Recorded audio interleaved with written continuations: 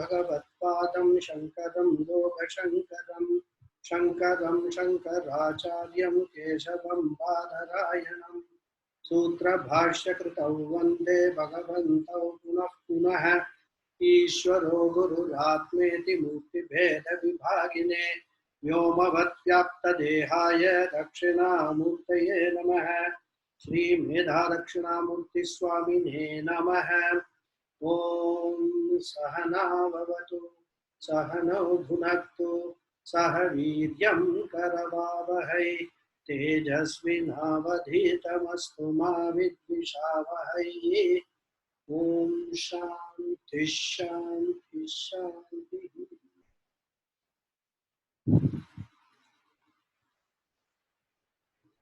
Namaste all of you.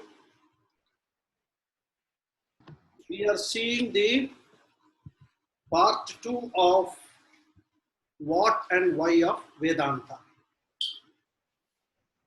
And we are understanding the benefits of self-knowledge. As I said in the last class, the primary and the most significant benefit of this self-knowledge is the achievement of the fourth Purushartha, which is moksha, liberation or freedom from our present condition of self-misconception and also self-ignorance. So this is the primary purpose of this self-knowledge. And according to Vedanta, this will not only give us permanent happiness, but also free us from the uncertainty of the rebirth. Uncertainty, I mean, from the rebirth itself, it will free us, right? So this is another very important point the Vedanta makes. Vedanta says that once you gain self-knowledge and abide in that knowledge, you, the individual, after the fall of the body, will merge with the total. That is, the Vyashti will merge with the Samashti. So once the individual, the Jivatma, is merging with the Paramatma, there is no question of any rebirth at all. All the balance of the karmas in our karma account get completely wiped out.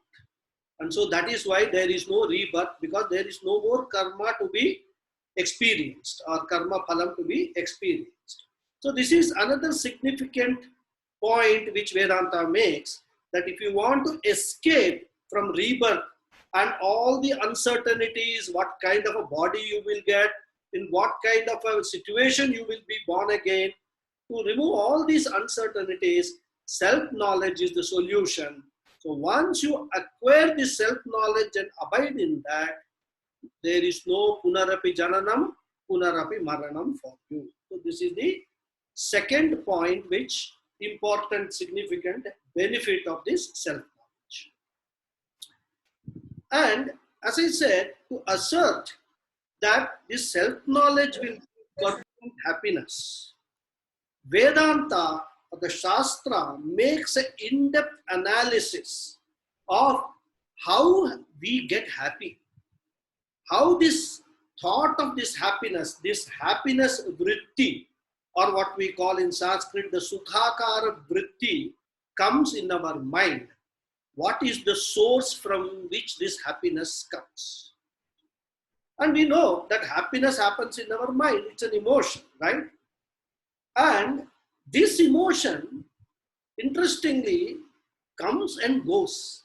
So sometimes we are happy, sometimes it's followed by some sorrow. So Vedanta analyzes why this is happening. What is it that makes us happy at times, and what is it that makes us sorrow at other times, right? Normally, we think that there are certain things that we desire, and if we get those things, we will become happy. But Vedanta says that if that were true, if happiness was in those things or in situations, and they were the source of happiness, then those things or situations, or even for that matter people, they should give you permanent happiness, isn't it? If they are the source and we acquire that source, that means permanently we should be happy. But that doesn't happen, because the same source which gives us happiness at one point in time, later on may become actually the source of our sorrow. This we experience. So that is why Vedanta says that all the material things, all the things which are there, which you want to acquire, the things of your desire, they cannot be the source of your happiness. So it makes an in-depth analysis, goes through all this. And in fact, Vedanta analyzes the three states of our experience. The three states meaning the waking state, the dream state, and the deep sleep state.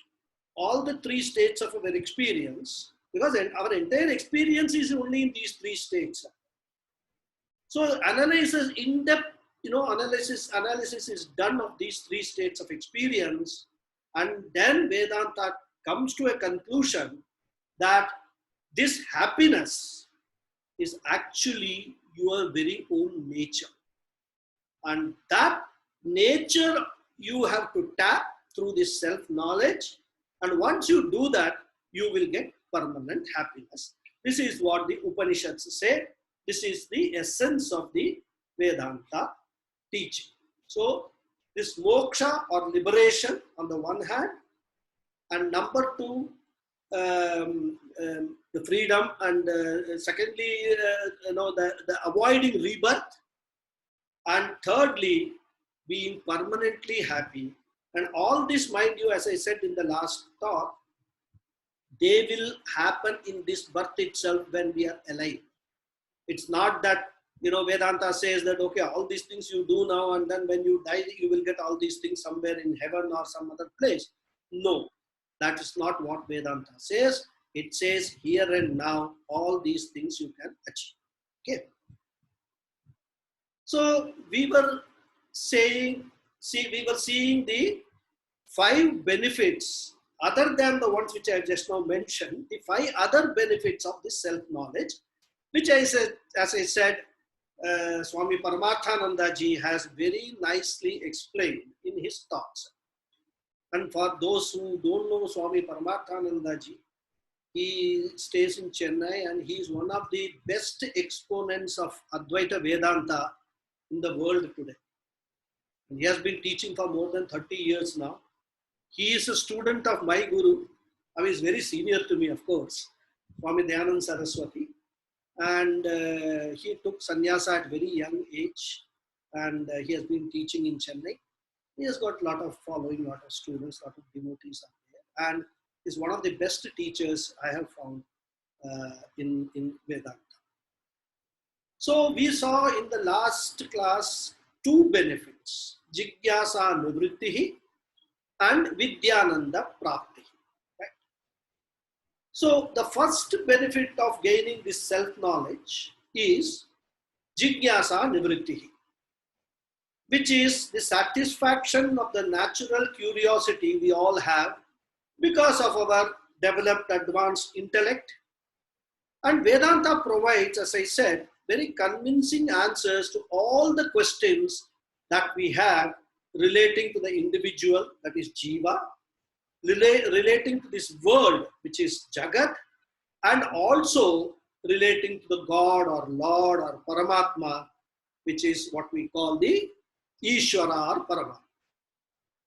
So this is the first benefit, Jigyasa Nivritti. And as I said, once this curiosity is quenched, or this thirst for knowledge is quenched, we get a sense of contentment, sense of satisfaction, right?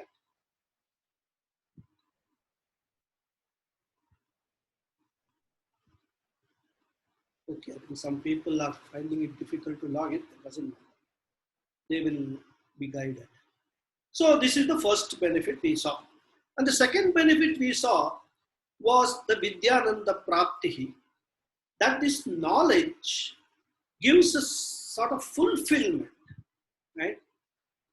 Gaining this knowledge driven happiness, and it's a joy born of gaining this knowledge, discovery of our real nature, what we really are, which is totally different from what we now take ourselves to be. And as Vedanta says, un, you know, unlike what you think you are actually a very wonderful, unique individual, unique personality. And so, which is very nice to hear, nice to learn. And it actually gives us such a big boost for our say ego. We feel very nice about it. And this we can never imagine. And this knowledge is available only in Upanishads. Now, of course, Bhagavad Gita also. All our scriptures, all scriptures, including Itihasa, Purana, Ramayana, Mahabharata, also contain this knowledge only. But they are very diluted form. So, when we talk about in detail about this scheme of our Shastras, the scriptures, I will explain what is the relevance of each of these scriptures in our entire teaching parampara. Right? So, Vedanta teaches us that we are not the ordinary defective persons that we think and we take ourselves to be. They point out that we are the most wonderful thing in this entire creation. You are unique.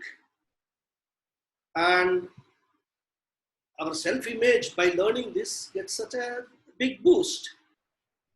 So when we gain this knowledge, it gives us the greatest joy. And this is the second benefit we saw in the last class. Now we will see the remaining three benefits. The third benefit Swami Paramathananda talks about is Karpanya Nivrittihi. Karpanya Nivrittihi means freedom from desperation. It is also known as Paratantriya Nivrittihi or Paravashya Nivrittihi, both meaning freedom from desperation, freedom from dependence. Right? Because we become desperate only when we start depending on something else, somebody else or something else. So, while we get the Vidyananda by self-knowledge, which is actually, once you gain that knowledge, it is available to us at all the times, unlike any other happiness which is bound by time and space. If you see, any other happiness is bound by time and space, but this happiness which comes out of the knowledge of the self, it is actually timeless. That happiness nobody can take away from you as long as you abide in that self-knowledge. And knowledge, obviously, as I said, cannot be taken away by anybody, right? So if we think about it, if we analyze it, the happiness that we derive from listening to, say, music, that will last as long as the music is playing, right? It has a beginning and it has an end. And also, that happiness depends upon so many other things, or what we can say collateral conditions. Like it should be a noise-free environment. The sound equipment should be good. And the musician himself should be rendering the music very good, very nicely. You can't be listening to, if the musician is apaswara and he doesn't have talam and all that, so you can't be listening or enjoying or getting happiness from that kind of a music. And then we can, so many other, the mic system should be good, because at the pitch of this thing, suppose the mic fails and your happiness is lost in that. So there is a dependence on so many other collateral conditions, including the proper functioning of our own sense faculties, isn't it? For example, a person who is hard of hearing, will he get the same happiness as a person who is got a very sharp, hearing faculty, and from the same music? And you can take any other type of pleasure we can imagine. It will have a beginning and it will have an end. And often these conditions will be unpredictable and they won't be in our control also. So all the worldly pleasures that we get from objects, people and situations are wonderful. No problem about it. But they have certain associated negative traits. They have drawbacks with them. So as I said, firstly, they are infinite. They have a beginning and they have an end. They are all finite. So not infinite. They are all finite. So they begin and end. Secondly, as I said, they are unpredictable. In Sanskrit, these worldly pleasures are called Vishayananda. Earlier I said Vidyananda, the pleasure we get out of gaining knowledge of the self. Here it is Vishayananda, the pleasure that we get, or experiential pleasures we can call it. As I said, they are time-bound, conditional, unpredictable. And where there is unpredictability, there will always be a stress, strain, and anxiety. So, the Vidyananda, which we gain, serves as a wonderful standby for Vishayananda. For example, in worldly affairs, if we have unpredictability about, say, our income, we will want some other source of income to fall back upon as a standby, isn't it? I mean, many small business people, they always have 2-3 sources of income, because one business, if it doesn't do well, then their family will not starve. So they will get some other source of income. So those sources of income are standby. The main source, of course, is their small business, but the standby is there. Why business people, even salaried people also have got other sources of income. They have many people do part-time jobs and all that. All because why? They want to stand by. If there's something happens to my main source of income, I should not suffer. So, an intelligent person will never depend upon or rely upon only one source and which is unpredictable. So, the scriptures, the Vedanta scriptures point out that this Vidyananda is the standby for Vishayananda. And once there is a standby, we are totally relaxed, isn't it? There is no desperation. Like if we have a UPS in the house, UPS means uninterrupted power supply, isn't it? We are all relaxed. Even if there is a power cut, at least minimum the fan and the light and all will be working. So this Vidyananda is a UPS kind of a thing for the desperation arising out of the Vishayananda.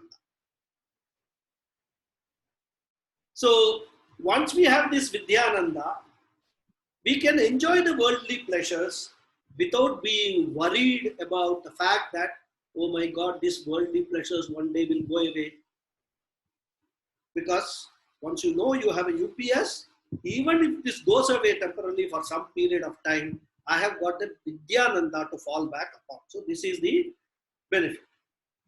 So we will not become a slave to the worldly pleasures, because whether the worldly pleasures come or not, we already have a permanent source of joy. Just we have like a bank balance for emergency, or take a contemporary example, a power bank for our mobile as a standby. When we have a perennial source of joy, our dependence on the unpredictable and unreliable worldly pleasures gets reduced significantly. And if worldly pleasures come, we take it, we will enjoy, it's wonderful. And if not, we have got some other source to tap from. So we will go to Vidyananda and be happy with the joy provided by the Vidyananda, right? So the third benefit of this self-knowledge is the reduction of the desperate dependence upon the joy given by worldly people, including relatives, possessions, or even government. Many times government gives some help and all that, and some we get very great joy, right? Government has given this. In Tamil Nadu, it is very famous. People, the ruling party in power, even opposition parties, they give all sorts, during election time, all sorts of things which give joy and we vote for. So in short, freedom from desperation or freedom from helplessness is the third benefit. There is no stress or strain once we have this Vidyananda in our pocket. Because this is very important in modern times. Everybody talks about stress and strain, and big seminars are organized on the subject of stress and strain, how to manage them, how to control them, and all that. And the irony is, the people who organize these seminars, they are always fully stressed and anxious that the seminar should go through, smoothly and without any problem. So the people who teach other people stress, they themselves are stressed because of the event that they are organizing, right? Because there could be many uncertainties whenever you organize a program. If you have done it, you will know that. So this is the third benefit: freedom from desperation, freedom from dependence, which is karpanya nivrittihi. And the fourth benefit is what is called aghata nivrittihi. Aghata nivrittihi means freedom from shock or trauma, right? So as I said, we all experience this. Our life is not a bed of roses. It's not always a smooth sailing. We have a lot of plans for our life. Many times our plans go ahead. Successfully we are able to implement those plans. But in spite of our best efforts, planning, knowledge, and all that, things can go beyond our control and they can lead to painful experiences, isn't it? There can be no disagreement that the life is a mixture of pleasurable and painful experiences. Wherever we would like to change the painful experiences, we will try for that. We will work for that. So, for example, if the electric supply fails, we will buy a generator. If the atmospheric temperature goes up, we will buy a air conditioner. If the local transport system leaves much to be desired, we may buy a car or a two-wheeler at least, right? So we have many solutions to many of the problems that we face in life. But however, we know that there are many problems which have no remedy at all. Even doctors sometimes say that one has to live with certain physical condition. Medical science, no doubt, is very advanced. And it is continuing to advance. Every day new research is being done and new discoveries are being made. And there are many cures for many diseases. Even this corona, they will come up with a vaccine and medication and all that. It's a question of time. Maybe very soon they will do that, right? And so there are many cures for many diseases. But even then, there are diseases for which medical science doesn't have any cure. Leave aside cure. They don't even know the cause for these diseases. And they are called idiopathic diseases. And we have all must have come across many such instances. In fact, recently one of my friends who lives in Delhi, he was telling me that his son gets a fever every day evening.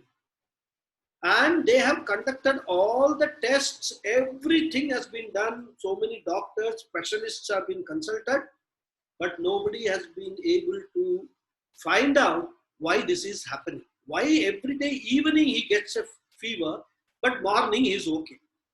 So these kind of unknown, and this of course not now. It's not that this yeah. I mean after the corona started, yeah, but nothing to do with corona. He has been tested for all that also. So all the parameters in the pathological tests may be clear, but many people will continue to have suffer from the problem. Somebody has a stomach problem, gets everything tested, but the stomach problem continues, but nobody is able to find out why this stomach problem is taking place. So the diagnosis of the illness itself is a problem in cases of many ailments. This is just an example I'm giving you. So there are so many situations, not necessarily health related, but so many other situations could be there over which we have no control at all, including the behavior of our family members, be it children or grandchildren and all. Especially teenage children, we have no control over their behavior. And for all this self-knowledge serves as a shock absorber. When we are facing adverse and challenging situations in life, this knowledge serves as a cushion. Just like a shock absorber in a car. In the car, the shock absorbers are not needed when the road is smooth and it's very smooth sailing and all. But they become really useful and they become a must, in fact, when car is going through some rough patches, some potholes, especially these days, a lot of potholes on the road. So we need to have very strong and very good shock absorbers, isn't it? So these shock absorbers help us in preventing, things like spondylitis, or sometimes even what they call the backbone slip disc and all that. If you have experienced that, you will know sometimes when you go through a bump, how much pain, how the body takes, the shock that the body takes because of that. Similarly, this self-knowledge helps us to avoid these psychological spondylitis, which is depression or anxiety, fear, etc., which are caused by many experiences that we come across in life. We can certainly change certain situations, and there are certain situations which we cannot change. As Lord Krishna calls in the Bhagavad Gita, they are called apariharyartha situations or choiceless situations, which we cannot escape, and we will have to live with those situations. Some people even try to commit suicide by taking some poisonous stuff and all that. But then these days, even these poisons which come are adulterated and they fail in their mission to commit suicide by that method. So there is uncertainty everywhere. I mean, even if you go to commit suicide, there is no certainty that one will die. Right? So these are our pariharya means which is remediable. Apariharya means which is not remediable, which are choiceless, remediless situations. Right? And our Shastras point out that we cannot find a remedy to these choiceless situations. Why? Because they are choiceless, they are remediless, there is no remedy for them. You will have to bear with those situations. But what the scriptures say is that even though you cannot have a remedy for these situations, their impact on us, how it affects us psychologically, because that is what we are talking about, psychologically, that can be modified, that can be managed, and that can be reduced. In some cases, it can be totally avoided also. So while situations cannot be changed, their impact on us can be altered. This is what the Shastras point out. And that is why we often observe in families, within one family itself rather, when a tragedy strikes, different people are affected in different ways, in different degrees, in fact. Event is one, but the reactions are all different. For example, when a toy falls down and breaks, it is a great tragedy for the child. But the father or the mother, they do not react in the same manner as the child reacts. They console the child. The situation is the same, but the reaction is different. So the situations may not change, but we can control their impact on us. And there is a Swami Paramathananda gives a very beautiful example to illustrate that. He says, imagine there are 3 cups of water kept in a row. The cup on the left side has got hot water, and the cup on the right side has got cold water. And the cup in the middle has got lukewarm water. Okay, now you dip your finger, left finger on the left cup, and your right finger on the right cup. Mind you, left cup has got hot water, and you have dipped your left finger in the hot water, and the right cup has got cold water, and you have dipped your finger in the cold water. Maybe 30 seconds or something, you keep that like that, right? And then take it out and put both the fingers in the middle cup, which has got lukewarm water. What will be your experience? The finger which was dipped in the hot water will experience coolness when dipped in lukewarm water. Whereas the finger which was dipped in cold water will experience sensation of hot water. The situation being the same, even 2 fingers in our body, depending upon the circumstances from which they have come, will have different experiences. So this is a very beautiful example which we must bear in mind, that even though situations are the same, everybody's reaction will not be the same. They will react differently, right? So that is why the scriptures say that we cannot change many situations, cannot change the people, we cannot change the events which are taking place, which are not in our control at all. But we can alter their impact on us, reduce their impact, and as I said, sometimes totally wipe out the impact also. And this is what is called aghata nivrittihi. The shocks which the events of the world give us, we can protect ourselves against this if we gain this self-knowledge. In fact, in Sanskrit, the word aghata means impact, right? Or a blow, or a shock, or a trauma. The permanent, there are many meanings are there, permanent injury and all that. It's all called aghata. And this shock or trauma, many times, many family members may cause to us. And if you go into a depression or a trauma, that's a very, very difficult situation. You have to then rush to psychiatrists and things like that and all that. In this today's world, all these things have become becoming more common. So what the scriptures assert is that this self-knowledge or Atma-Jnanam is a very powerful medicine which can reduce this aghata of all the painful experiences in life. It's a very great shock absorber.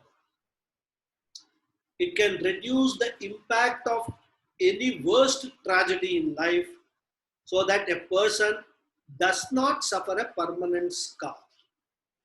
He is able to wipe out the pain even if it is caused within a few days and start back living his life as usual.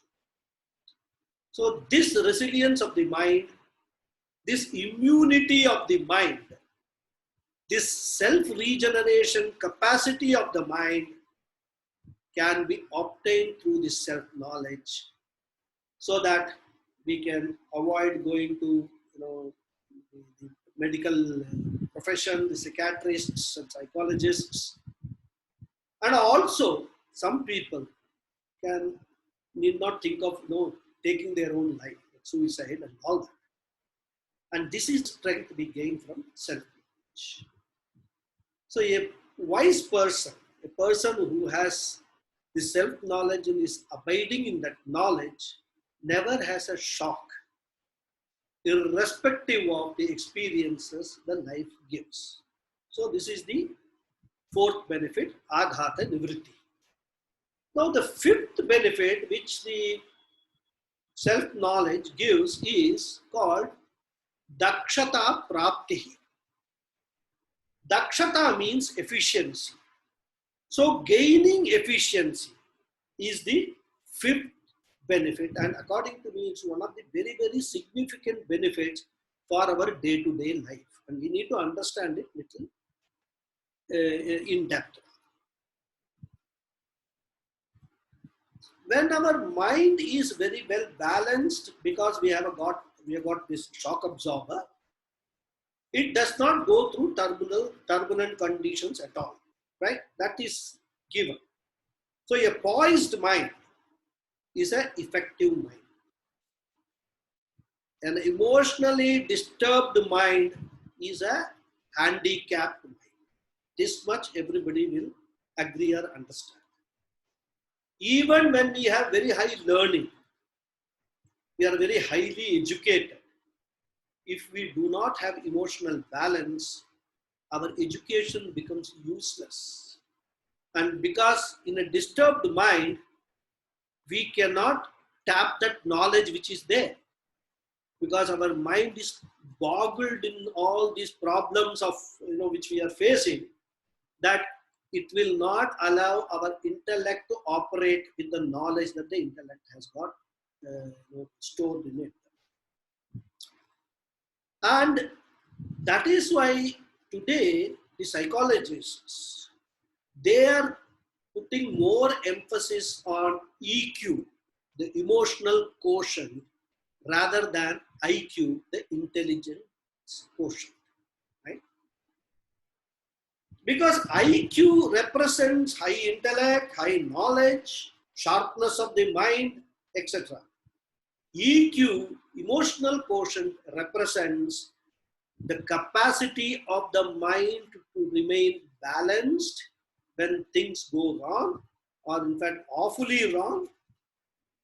And they say that with a high Q, one cannot perform better if he has got a low EQ.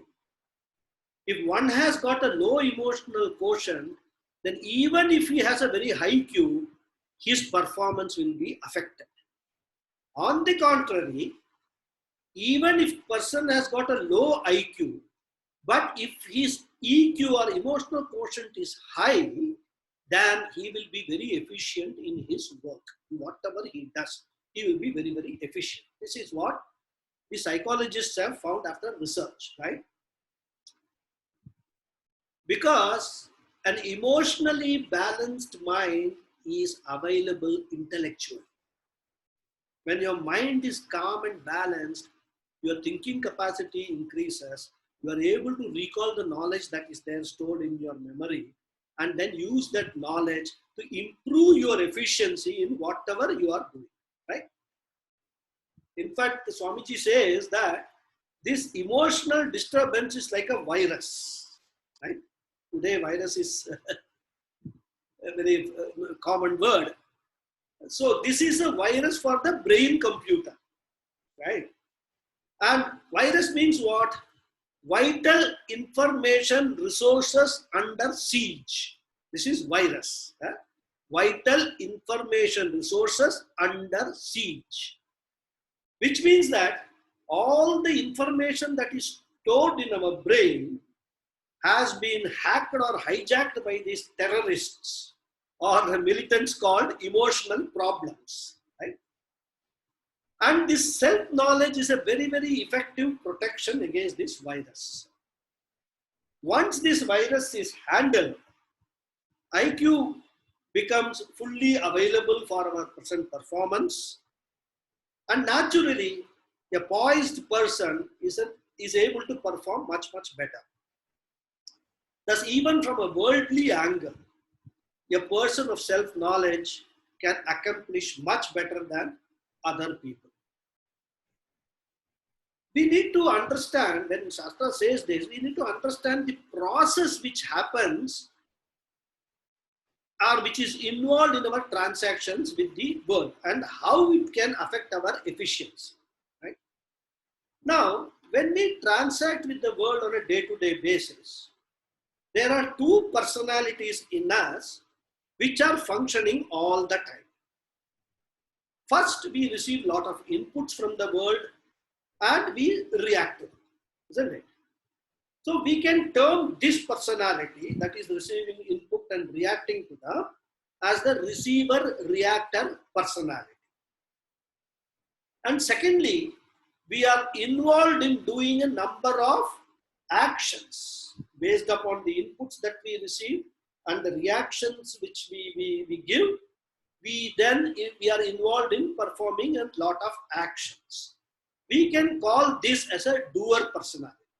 So the two personalities we are talking about is, on the one hand, a receiver-reactor personality, and on the other hand, a doer personality. Right? This receiver-reactor personality receives all the inputs from the world, which is continuously coming from people, from things, from situations and events, experiences, relationships. So many inputs keep on coming to us, right? And even as we receive those inputs, we keep reacting to those inputs as either happy, unhappy, satisfied, joyous, miserable, terrible, or elated. So many different kinds of reactions we have for all the inputs that we get from the world, from all the the entire Jagat. And in the scriptures, this receiver reactor personality is called Bhokta. Remember this word, Bhokta. Bhokta means experiencer. So this Bhokta, who experiences and goes through these emotional reactions like raga, which is attachment or desire, attachment rather, dvesha, which is hatred, or kama, which are desires or pleasure, krodha, anger, moha, delusion, then lobha, greed, then mada is the conceit or pride, and matsadya, which is envy or jealousy. So we have said raga, dvesha, kama, krodha, lobha, moha, mada, matsadya. All these are emotions, right? And this receiver, this bhokta personality goes through all these emotional reactions, one or the other, depending upon the inputs that are received. And as I said, there is a second personality, the doer personality. This doer personality is called karta, the doer. And this doer, what he does, he has got a lot of plans. He wants to do so many things in his life. He wants to become the CEO of the company. He wants to study so many things. So like that, he has got big plans, several goals he has got. He has got agenda for the entire life. He has planned out all this stage, I will do this. At this time, I will buy a house. This time, I will buy a car. All that, I will get married. I will get children. All that he has planned. He is the karta, and then all these plans have to be put into action. So he is a doer. He keeps on doing things, right, to achieve all this agenda that he has got. Now, this karta and this bhokta, the doer and the experiencer of these inputs, they are closely interconnected. isn't it? They are like the two sides of the same coin. Because the efficiency of the doer, it depends upon the mental state of the experiences. If the experience's mental state is disturbed or emotionally not in balance, then that is going to affect this person carrying out his plans as per whatever agenda he has got. And this we have seen examples, even in sports, you take it, and we have so many cases. If the sportsman has got a emotional issue, it shows in his performance in the game, isn't it? So we can think of, people have, the most glaring example we have got is Tiger Woods, right? He was undergoing a lot of, emotional issues, personal problems and all. What happened to his game? Totally gone. The world champion completely wiped out. So there, the receiver reactor personality totally blocked the doer personality's efficiency. So this is a very classic example that we have seen in our own lives a few years ago. Similarly, whenever we have some very bad experience in the morning and then we go to the office, half the time we will be thinking of that experience only. In fact, our mind will not go into the work that we are supposed to do in the office. And that will certainly affect our efficiency. So similarly, not only in the office, it may, even if it is a severe impact on our emotion, it may affect all our actions during the whole day. And even when we come home, we will be, reacting in a very unpleasant manner with our family, with our children and all that. Because right in the morning, something has happened and that has emotionally disturbed you. So if the bhokta is disturbed, it will affect the efficiency of the karta. So it follows that if the bhokta can be improved, if the bhokta can be, emotionally balanced, then the efficiency of the karta also can be improved. So this is the vyapti we get. Improve the bhokta, improve the karta. This is the equation we get. And we have already seen the fourth benefit is aghata nivritti, isn't it? Which is a shock absorber available with us. So as a bhokta, if we have a shock absorber, as a karta, we will perform better. There is no doubt about that. We will be able to set aside all those emotional disturbances, keep them on one side, because the bhokta is not traumatized. You will recognize that, yes, I have this problem, I have got this emotional problem, but I am not going to allow that emotional problem to impact or to disturb what I am required to do now.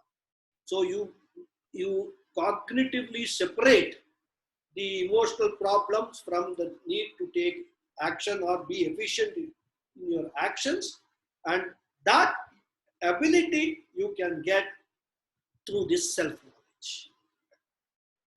So this fifth benefit is the improvement of the efficiency of whatever we choose to do in our life.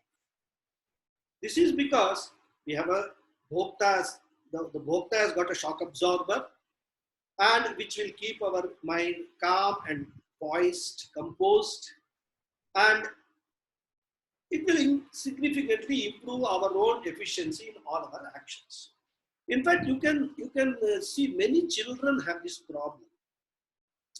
The child would have studied very well, say for the examination, and would be very confident of scoring very high marks. But when it gets to question paper, the child may not know the answer to the first question. So the moment the child does not realizes that he cannot answer the first question, most children will get flustered. In fact, they will become so nervous. I'm telling you because I have experienced this myself. They will become nervous, and then what will happen is, even if they know the answer to the second question, they will not be able to recall what they are supposed to write and what is the answer to the second question.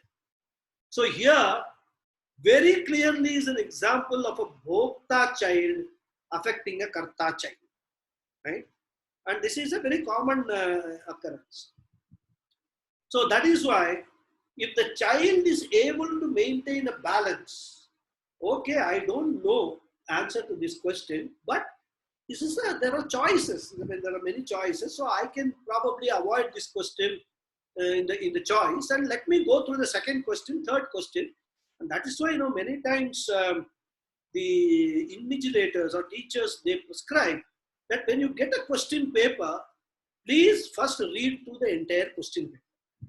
Once you read the entire question paper, then your mind becomes settled, that you know what is the total gambit of things that you have to answer, and then you can select and answer the questions which you are confident of answering. So even though such children may know the answer, if they do not have this emotional quotient, they are bound to score poor marks, because even questions which they know the answer, they will not be able to answer well. They can go into a panic mode kind of a thing, right? Therefore, the capacity to shelve the bhokta, not to get traumatized, have the emotional balance, and be efficient in whatever we are doing, is called dakshata prapti. This is what dakshata, as I said, means efficiency. So improving efficiency in every field is the fifth benefit of self-knowledge. And all these 5 benefits, apart from the main benefits I talked about, moksha, permanent happiness, and avoidance of rebirth, these 5 benefits, you can call them subsidiary benefits of self-knowledge, also we will get when we pursue Vedanta, when we pursue Advaita Vedanta. In fact, I should be specific. And we get this self-knowledge and abide in this self-knowledge. And it is not that all these benefits will come to you only after you have gained the self-knowledge. As even you are actually traveling in or journeying in the spiritual path, as even you are gaining more and more knowledge, these benefits will start one by one. You will start realizing these benefits. You will start understanding the significance of self-knowledge, why you are able to manage all these things now, because you are able to gain a management control over your mind. You are able to direct your mind as to what is to be done, rather than being a slave to all the things that the mind asks you to do, right? So even when you are doing the sadhanas, everything, as I said, you will realize this on your own. You will experience these improvements and these benefits accruing to you when you are pursuing this self-knowledge, this Atma Jnana. And I will end today's talk with a beautiful story. It's a very nice story which illustrates the nature of this spiritual journey. There was a rich businessman who had lot of money, lot of wealth, and properties in many countries, very rich fellow. But he was also a Atma Jnana. He had self-knowledge. There are many people, even King Janaka was such a person. He was a king, but still he was an Atma Jnana. So what happens is, his family used to live with him sometimes, or go abroad and live in other countries and all that. And this is a story of a time when there were no aeroplanes and all. People used to travel through seas and in ships and all. So this is that, you must imagine that situation. And this businessman, amongst all his business holdings, he owned a shipping company also. So normally, he will travel, or his family will travel in the ships owned by the family, by this businessman. So that was another feature of the story. So one fine day, he said, okay, I have had enough. Let me now sell all my properties abroad, and then my family is there. Let me bring all of them back to home. So he did everything, and then they sailed the ship. And the ship means what? It will take almost 2 months to reach, from that country wherever it was, to reach the shores of this, where this businessman was living. So life was going on, and one fine day, his manager came and told him, "Sir, I have a very, very bad news for you." He asked, "What is that? What is the bad news?"